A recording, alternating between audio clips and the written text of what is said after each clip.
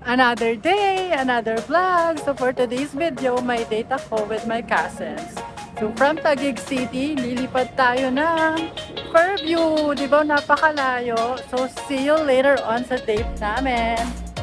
So for today's video, for the commute ang atake natin. Nakasakay na nga ako sa jeep papuntang Guadalupe and later on sasakay naman ako ng MRT.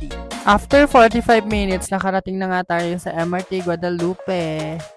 Nakasakay na nga ako ng MRT. Mabuti na lang nakasitting pretty ako at hindi pasok sa rush hour yung biyahe ko. Kaya for the, diba, walang masyadong nakatay for today's video.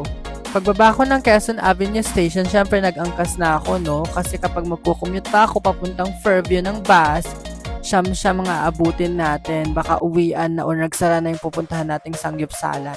So medyo matraffic nga sa Commonwealth pero for the go lang tayo since nakamotor naman tayo so kaya ni Kuyang ipagsiksikan ang sarili niya sa daan. Ganon, parang pagmamahal lang yan. Charot! So finally, nakarating na nga tayo sa Korean 199 Unlimited. So naghihintay ng mga pinsan ko, ayan, for the waiting pa sila. Kala ko pagdating ko umaatake na sila pero for the reservation muna sila. After how many minutes, nakapasok na nga kami. And later on, itutur ko kayo kung ano yung mga menu nila. Nauna na nga yung dalawa, ayan, for the hakot na sila. And then, syempre, for the positioning muna kami para attacking na later on. Si Ate Jacel talaga ang nangunguna sa mga kainan. Charis, ayan, for the hakot award na siya, inakot na lahat ng pork. And yung dalawa, ayan, nag-uusap-usap kung paano yung atake nila. Proceed na tayo sa menu. So, meron tayong pipino, mais, hotdog, squidball, lettuce, longganisa, yung potato, fish cake, and di ko alam kung anong tawag dyan, rice, and mga meat na yan. May chicken and pork. So, for the luto na nga ang sisterette ko para makarami kami, diba? Ayan, ang bait-bait niya. Nagluluto siya. And syempre, sa kabilang banda is si Tita Gina naman. Ayan. So, for the luto na silang dalawa kasi gutom na ako. For the reveal na nga tayo sa mga nahakot award natin. So, first round, ayan. Halos lahat nahakot. Walang tinira. So, napakaraming lettuce.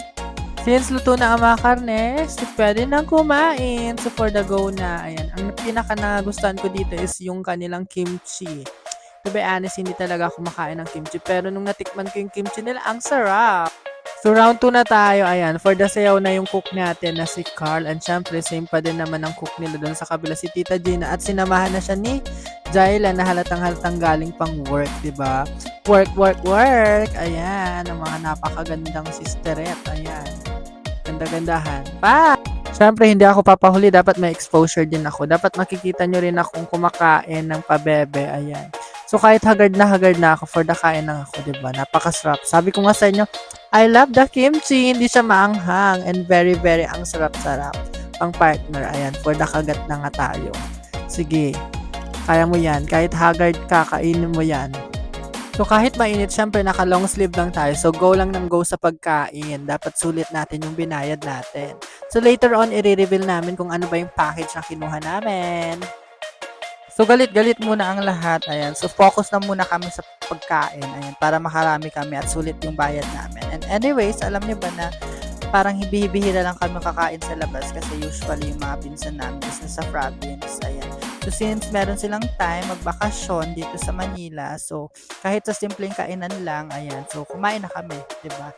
At least, masaya, ayan, masayang nagkikentuhan, nagkukulitan, at syempre, di maiwasan yung mga maritesan, diba? Kung may mga keme-kemeng mga kwento sa mga, alam nyo na, eme. Since nakapuno na nga tayo ng mantika, so pinalis na natin kay Kuya kasi 'di ba, pang third round na ata namin 'to. So hindi pa rin kami nagsasawa kahit pagod na yung tagaluto namin.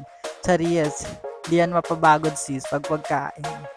Anyways, I recommend na kumain kayo dito sa Korean 199 Unlimited with your friends, family, and tropa.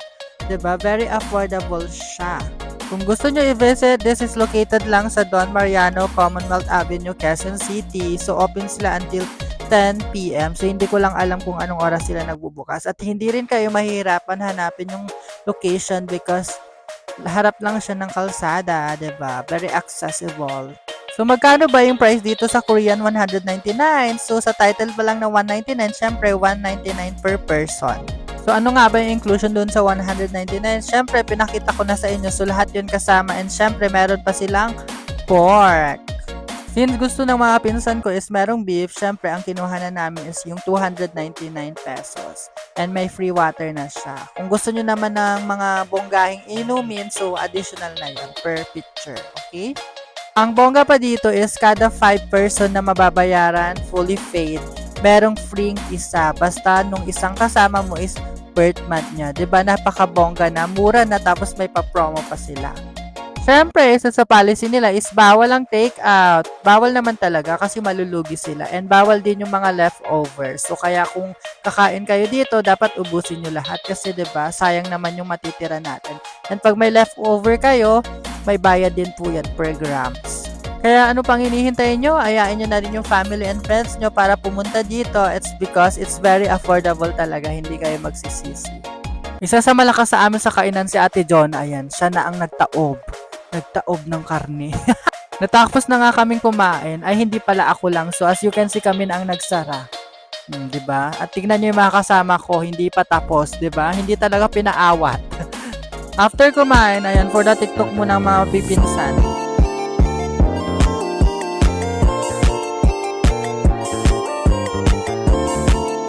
So that's it for today's video. See you again next time. Not same time, but same place. In same beautiful faces. Bye-bye. I hope you enjoy watching.